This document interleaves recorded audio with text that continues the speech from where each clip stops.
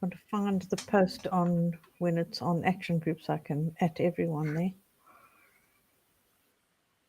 Okay, well, good evening, everybody. We are live, Juliet and Alison, this evening on Facebook and on YouTube as well. And I see Alison is thinking I'm hilarious, so that's good. I always like to abuse. But yeah, Friday night, 24th of July, schools have broken up, but things still happen. And the top of our news headlines for tonight is the change of government since Andy Burnham has come in as Prime Minister and has done a bit of reshuffling. And we are still trying to figure out what is good and what is bad about the reshuffle, aren't we, Alison? Yeah, we are. There's some interesting faces in there. I mean, this is the second time that Lucy's taken a job from Bridget, isn't it? So that must sting. But the chap second from the right, we think is going to be the man who oversees home education. So his name is Paul Waugh. And you might recognise his face because he used to be a journalist on the BBC. He used to do the Week in Westminster, if anybody watched that. So we're going to be keeping an eye on him, and he will be open to a lot of criticism from people like me if he doesn't scrutinise properly, because in his history, he has been a commentator and a critic of government. And I would be happy if I saw him being a little bit critical or having some professional curiosity about some of the decisions that are being made. It would be nice to see some evidence of that, because quite frankly, he doesn't have any qualifications in education. A number of the other ones are ex-teachers, but this guy has no skin in the game. Yeah, and I think it will be very interesting. That journalistic background certainly does kind of stir things up a little bit. So, of course, we've got Jackie Smith still continuing in the House of Lords, as far as I know. So, House of Lords, correct. And we don't know exactly yet what Josh McAllister is going to be doing. Or Georgia Gould. Georgia Gould's staying as Children and Families Minister, I think. Yeah, so we don't expect there to be much change. Let's just first put that out there. We don't expect that there's going to be any magic that's going to happen. It's just whether there might be some softening on an approach or hardening of an approach. We don't know. And so we do need to keep an eye on this. We do suggest going and following some of these people on their Facebook pages and so on, so that you can keep an eye on what's being said, and also by following them, maybe get the right to comment as well. We'll see if that commenting gets turned off or not. But certainly, it's been pleasant this week to not have to deal with too much of the usual of the propaganda machine. So that's been a bit of a relief. That's been pleasant. So I don't want to say too much more about that. Obviously, the budget, they have this huge social media budget or marketing budget, which many of us don't feel was being wisely spent. So maybe that will change. Well, they put a couple of things out already. They put a social media post about when the Secretary of State arrived at Sanctuary Buildings and said hello to the staff and things like that. And you do have to feel a little bit sorry for civil servants, because every time there's a change of minister, that minister wants to stamp their mark on whatever. And the thing that Lucy Powell's already said, of course, is that she doesn't agree with the spelling tests that are done with very young children. That's a positive thing that she said, but we don't expect anything else to change, not least because it's already in motion. You don't get a new Secretary of State and they overturn something that's already an act of Parliament. That is not going to happen. So let's just see how her input changes the way that maybe the guidance is written or something like that. Yeah, it certainly makes for interesting times. So do keep an eye on that. Do make sure that you are kept updated on what's happening with these appointments and so on. So what's up next then for us, Kat? Okay, so defend digital me.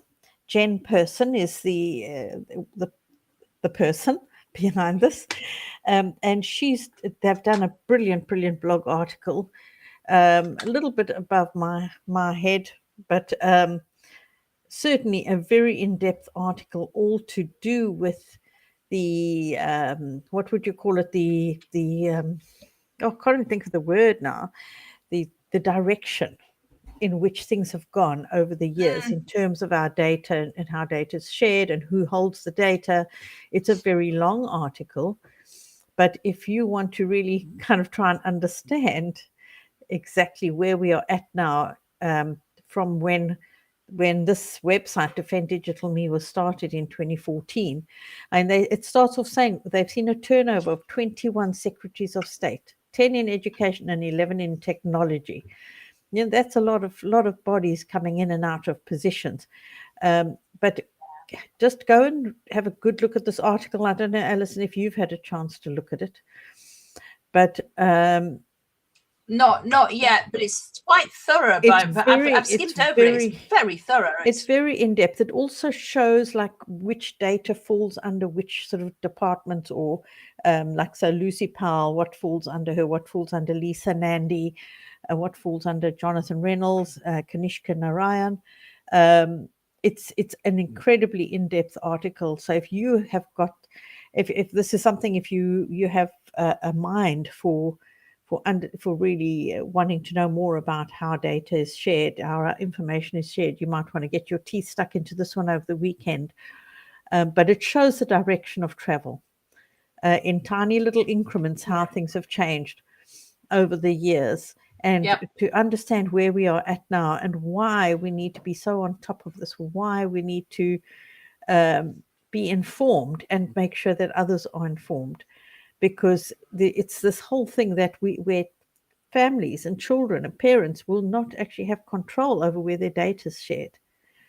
This is the thing that we have to be concerned about, is that we lose control of that sharing of data. And you know, there's, if you just please go and have a look and read through that, it's very comprehensive. I can't, to even try and get into this. It's also about this idea that because they are creating a digital ID for children, a unique identifier. Well, they call it a unique identifier. We know it's a digital ID, unique identifier for children. That by the time those children become adults, they will already have a digital ID. So it doesn't matter if it doesn't work for all the adults right now. Once our children become adults, they will automatically have that digital ID. And that digital ID means tracking everything that you do. It does. It does. It means attaching all of the bits of information that they have about you to that unique identifier. So what you've got to imagine is there's probably 1,000 people in the country called John Smith. So in order to tell the difference between John Smith who lives in Brighton and John Smith who lives in Croydon, you need to use the unique identifier to identify that person, because their date of birth might be the same as well. So date of birth and name is not enough. So that's why they brought in the unique identifier, but then it enables them to attach these bits of information. And it's how much information your file has in it that's really important and that we need to keep an eye on. And what information. So if you scroll down a bit, Kat, you will see there's further on down, there's something that I think is quite helpful. So it tells you 10 asks for Lucy Powell at education to fix where we are at now. So here's some ideas that you could write to Lucy Powell and say, this is what we would like to see. I think it's even further down than that. There we go. It's keep going. It's quite far down. It's different. We've gone all the way back up again, but it's quite far down. There's 10 asks for Lucy Powell, and then there's 8 asks for Lisa Nandy at Culture, Media and Sport.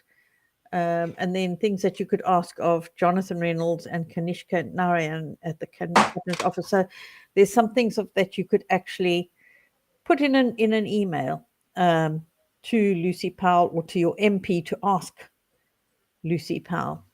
But just bear in mind, these lovely MPs are also on their recess at the moment, so you're not going to necessarily get responses at the moment, but just something to perhaps consider or have ready to send once Parliament resumes again.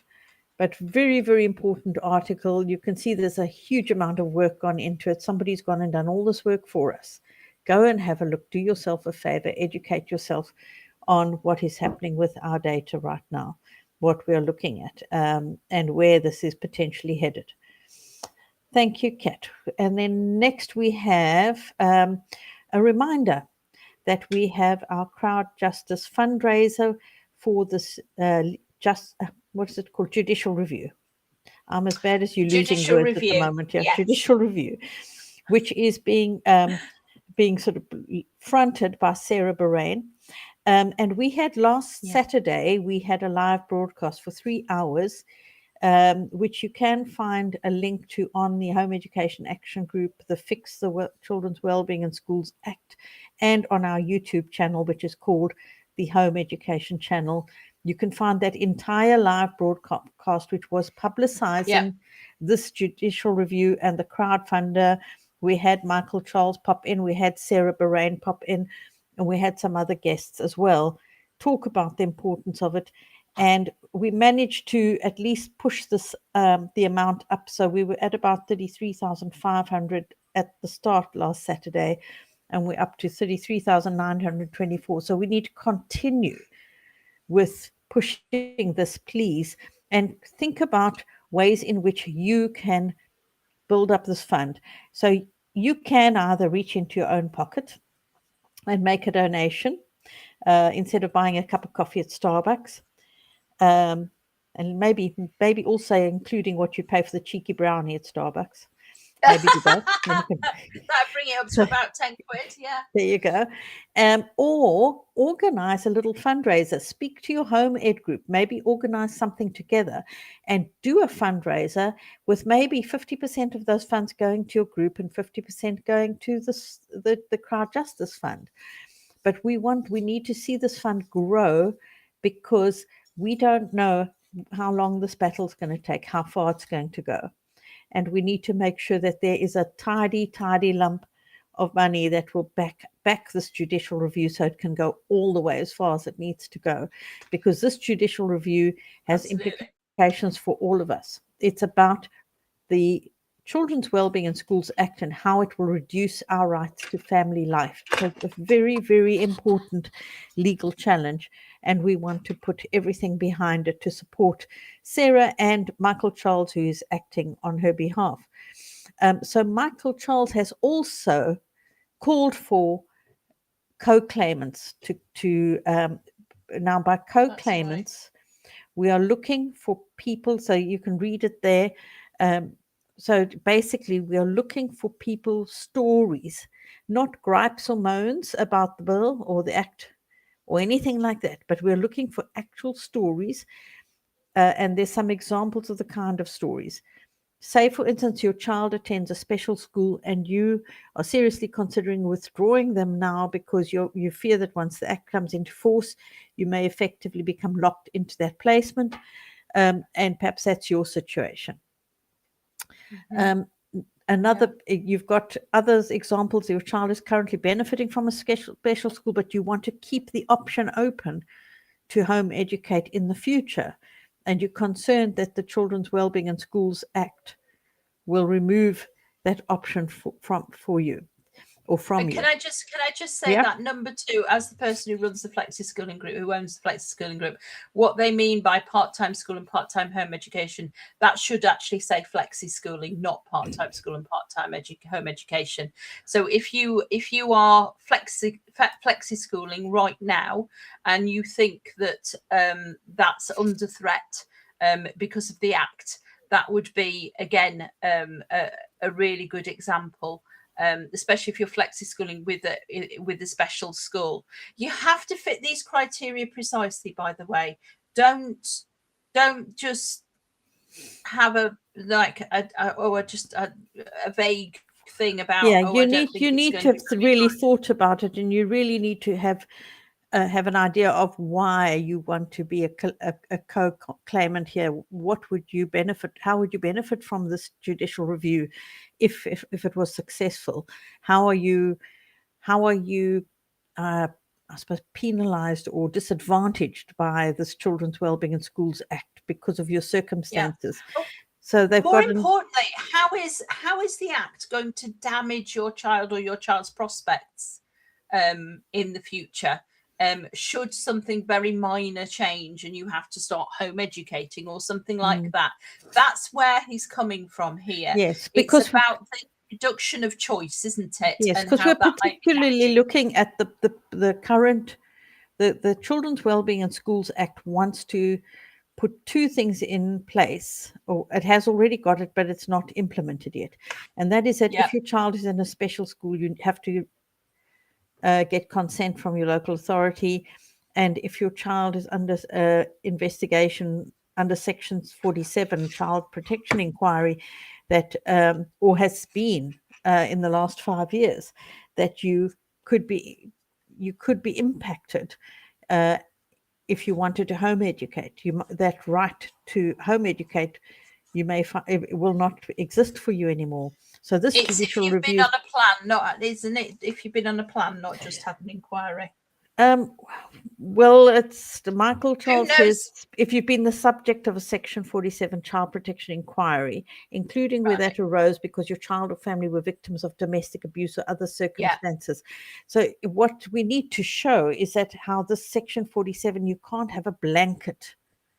You can't have a blanket ban on, or force people in a blanket fashion to get consent, because sometimes the reason they're under a Section 47 investigation has nothing to do with the parent or the child.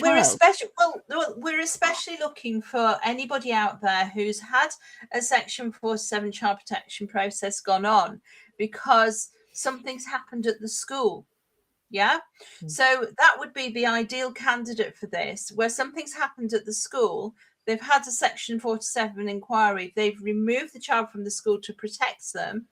How would that have gone badly wrong if the act had been in place when that happened to you? That kind of thing. And this is looking at circumstances that would impede your right to make these choices for your children. Yes. The Children's Wellbeing in Schools Act is looking to make that not an automatic right to home educate. So this is particularly about children in special school or receiving EOTIS or Section 47, those kinds of things. If you think that you are a person with a story like that, where you may want to make use of that right in future, but this act would prevent it, you can email your story, and we are looking for stories. You can email to Michael Charles's assistant, and if you scroll down on his post on Facebook, if you can scroll down a bit for me, Kat, there is an email address at the bottom of that post. Okay, we're going to have put that in the comments, sorry, because it won't show it. So there is an email address at Sinclair's Law that you can email. If you have a general gripe about the bill or the act, this is not the way you do this. If you're not putting yourself forward as a co-claimant with a story that is specific under in terms of special school or EOTIS, flexi schooling, or Section 47, those circumstances we described, if you are not one of those and you just are unhappy about the act and you want to complain to your MP, complain on social media, complain on Lucy Powell's page, whatever, that's the place to do it, or on Twitter and whatever. But if you specifically want to be a co-claimant in this case and you have a story as described here, then you can email Michael Charles's assistant with your story You to email see.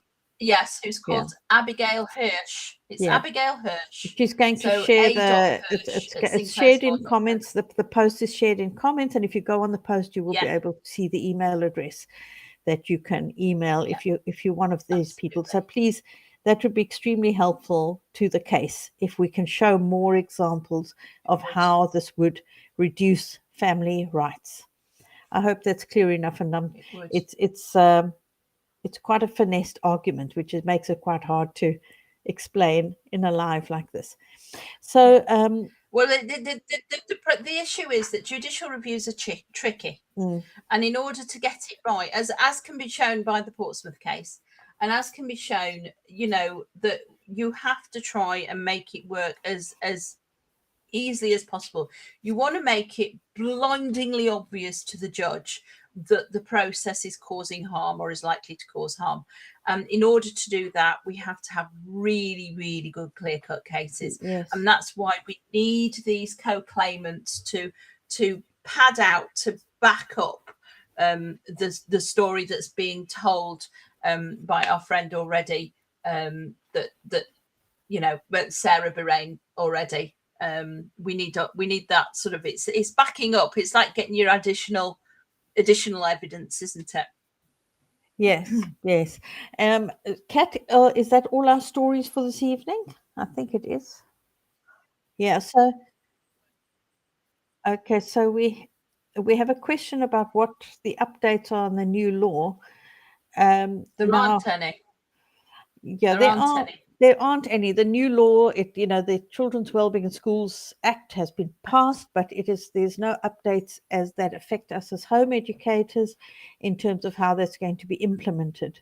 Yeah, so basically what has to happen now, Rebecca, is that they have to create guidance and they have to create secondary legislation in order to make all the things. This is what we were saying about it being skeleton legislation before.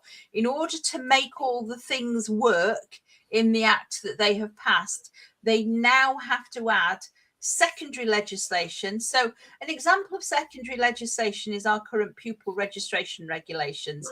That's the bit that says how you deregister from school. That's the bit that says about mechanisms and stuff. So you've got the allowed bits in the act, and then the mechanisms for those allowed bits or those enforced bits go into secondary legislation and guidance, and that's the bits that have to be written. So nothing is going to change until probably, well, a couple of bits will change during the year, but the majority of the things will not change until about September 2027. So there's a lot of work to do. So what you need to do, Rebecca, is you need to look out for when there becomes a consultation on guidance. That's the next thing that we will be campaigning about in a big way, will be to make sure that as many people as possible respond to the consultation on guidance, which is not out yet. The only consultation that's out that's of any relevance at the moment is one on education other than in school, which is out right now, and that finishes at the beginning of September. That's the only consultation that's live right now. But there will be some more September, October, November. So we have a Substack which you can subscribe to, and every Monday Kat sends out she sends a link to the Substack with everything that we are looking at, any consultations that are being run that are relevant, even sometimes slightly tangential, but still kind of relevant to many of our families. You can subscribe to it. The link has just been shared in the comments, so you can go and click on that. And that basically it's a really good idea to go and subscribe to that, because if you miss this live, the Substack on Monday will share the link to this live that we're having right now. Plus it will give you like all the things we discussed, plus and much more. Loads of other stories that we don't share here because they may be not as important or as relevant, or they're more niche, that kind of thing. Kat does a huge job putting this together every week, and you can benefit from it by subscribing to the Substack. You just need to go on the link, and then you can subscribe. And so that will keep you informed even when you forget to check in the action group or the Fix the Wellbeing in Schools Act group, if you forget to check on there, you will get that Substack. So please subscribe to that. And if you're on Facebook and you put a exclamation mark notify, you will be notified whenever we go live, I believe. So you can also do that to make sure you don't ever miss out on our live streams. Now, because we're going into the summer holidays and Parliament's on recess, we're not expecting that there'll be too many news stories that we need to bring you. So we are probably going to be taking a few weeks off from doing the lives. If anything of huge importance comes up, we will definitely make sure that everyone is aware, and we may pop in to do another live during the summer holidays. But we're going to take a little break as well so that we get our Friday evenings back. And Alison wants to say something. If anyone is going to the Home Educators Family Festival, Juliet will be there, I will be there, loads of us will be there as well. We might even do a fluffy little live from there, just for the heck of it.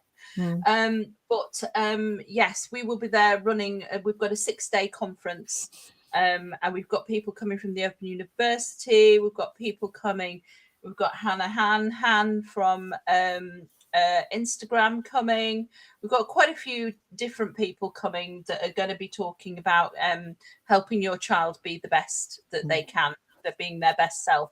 So it's really worth. There's a few tickets left to the festival. Yes, I think you've got till the end of the month as well to book. I think bookings close on 31st of July. So this is HEFF, HEFF, Home Educating Families Festival. Yeah, you can find it online. Well worth going to if you fancy camping out and meeting hundreds of other home educators in one place. And then if in September you fancy going further afield, Juliet and I again we'll both be in Slovenia. Yes, we'll be jetting off. We'll be jetting off to Slovenia at the end of September for the European Homeschoolers Conference. This is a family conference. So if you fancy a bit of world schooling, a taste of world schooling, or if you are a world schooler, this is a great event to come along to go and meet families from all over Europe. So that is that's towards the end of September. I can't remember. It's 24th. Yeah, 21st, I think, 21st and 24th or something like that. Yeah, it's around September. there. But yeah, it's absolutely terrific. Last year we were in Romania and we had such a great time. We learned so much from so many people in so many different countries, and the children that came had an absolute ball, didn't they? Yeah, it was good. I'm trying to see if I can find the link. What? So you've got the actual dates? Well, no, just to share the website where people can find it. Yes, it's all massively good fun. Let's have a look. I've popped it in the chat, Kat. If you're able to pop it under comments, then that would be helpful. So you can find. So 21st to the 25th of September. That's right, and that's in Slovenia. And it should be a really lovely event and something very special. It's a family conference. You can bring your children. There'll be activities for your children as well. So please think about that, and hopefully we can get the link shared. It's not expensive. Yeah. No, it's not expensive, and the accommodation's not expensive either. So it's not. We try and make it as cheap as chips as far as possible. Yeah, you can so even camp if you fancy camping. You can sort out a campsite at the campsite nearby as well. So, okay, well, I think that's everything. Yeah.